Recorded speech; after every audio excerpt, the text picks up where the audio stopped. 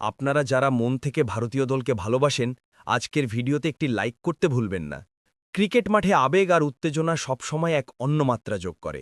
সম্প্রতি অনুষ্ঠিত ওডিআই সিরিজে অস্ট্রেলিয়ার বিপক্ষে পরাজয়ের পর ভারতীয় দলের প্রাক্তন অধিনায়ক রোহিত শর্মাকে দেখা যায় চোখ ভেজাতে। ম্যাচের শেষে ড্রেসিং রুমে বসে কান্না আটকে রাখতে পারেননি তিনি। এই দৃশ্য দেখে আবেগে ভেসেছে পুরো ভারতীয় ক্রিকেট প্রেমী মহল। ২৭০ দিন পর ভারতীয় জার্সি গায়ে খেলতে নেমেছিল রোহিত শর্মা, কিন্তু ভাগ্য যেন পাশে ছিল না। রোহিতের চোখের জল যেন বলছিল এই ম্যাচটা জেতা দরকার ছিল, শুধু আমার জন্য নয়, কোটি কোটি ভারতীয় ভক্তের স্বপ্ন ছিল। কিন্তু এখানেই শেষ নয় বন্ধুরা। ম্যাচের পর সাংবাদিক সম্মেলনে রোহিত শর্মা এমন কিছু কথা বলেছেন যা শুনে রীতিমতো হতবাক হয়ে গিয়েছে পুরো ক্রিকেট দুনিয়া।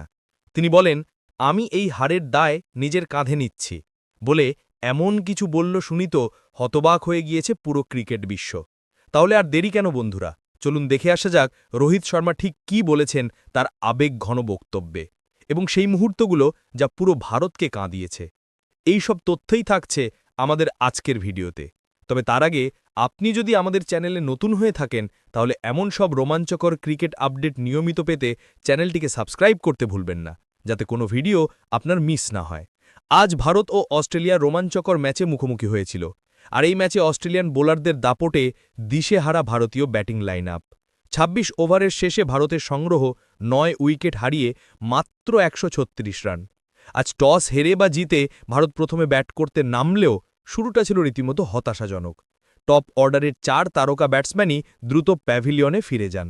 শুরুতেই ব্যর্থ হন ভারত অধিনায়ক রোহিত শর্মা, যিনি ১৪ বলে মাত্র ৮ রান করে রেনশর হাতে ক্যাচ দিয়ে হ্যাজেলউডের শিকার হন। তারপরেই আউট হন প্রতিভাবান শুভমন গিল ১৮ বলে ১০ রান করে, এবং শূন্য হাতে ফেরেন তারকা ব্যাটসম্যান বিরাট কোহলি। বিরাট কোহলি ৮ বল খেলেও রানের খাতা খুলতে পারেননি। স্টার্কের বলে কনলির হাতে ক্যাচ দিয়ে তিনি ০ রানে বিদায় নেন। চাপ আরও বাড়ে যখন শ্রেয়স আইয়ার ২৪ বলে ১১ রান করে সাজঘরে ফেরেন। প্রথম সারির ৪ ব্যাটসম্যানই কেউই ২০ রানের গণ্ডি পেরোতে পারেননি, যা বড় রানের ভিত গড়তে দেয়নি ভারতকে। চাপের মুখে কিছুটা লড়াই করার চেষ্টা করেন মিডল অর্ডারের ২ নির্ভরযোগ্য ব্যাটসম্যান কেএল রাহুল এবং অক্ষর প্যাটেল। অক্ষর প্যাটেল ঠান্ডা মাথায় ইনিংস সামলেছেন। ৩৮ বলে ৩১ রান করে তিনি ভারতকে কিছুটা স্বস্তি দেন। তবে আজ দলের সেরা পারফর্মার ছিলেন কেএল রাহুল।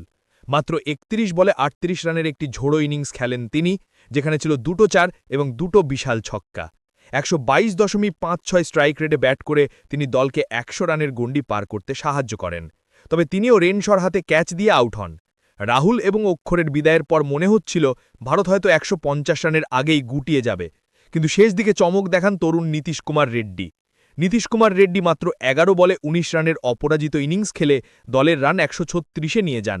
তার ব্যাটে এসেছে ২টো দারুণ ছক্কা। এছাড়া ওয়াশিংটন সুন্দর ১০ রান করে আউট হন। অস্ট্রেলিয়ার পক্ষে কুরেনম্যান, হ্যাজেলউড, ওয়েন এবং স্টার্ক প্রত্যেকেই ভারতীয় ব্যাটসম্যানদের উপর চাপ বজায় রাখেন। ভারতের ৯ জন ব্যাটসম্যানই আউট হয়েছেন ক্যাচ আউট বা রান আউটের শিকার হয়ে। ভারতের ইনিংস ১৩৬ রানে ৯ উইকেটে শেষ হওয়ার পর অস্ট্রেলিয়া ব্যাট করতে নেমেছে।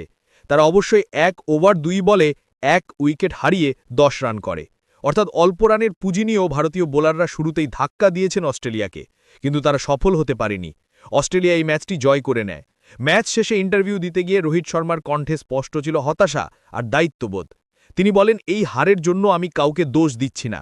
আমরা সবাই মাঠে নিজেদের সেরাটা দিয়েছি। হয়তো ভাগ্য আজ আমাদের পাশে ছিল না। এই দলটা পুরো টুর্নামেন্ট জুড়ে অসাধারণ খেলেছে, আর আমি তাদের নিয়ে গর্বিত। আমি জানি কোটি কোটি ভারতীয় আজ কষ্টে আছে, কিন্তু আমি প্রতিশ্রুতি দিচ্ছি আমরা আরও শক্ত হয়ে ফিরব। এই কথাগুলো বলার সময় রোহিতের চোখে জল ছিল, আর সেই দৃশ্যটা মুহূর্তেই ভাইরাল হয়ে যায় গোটা ক্রিকেট বিশ্বে।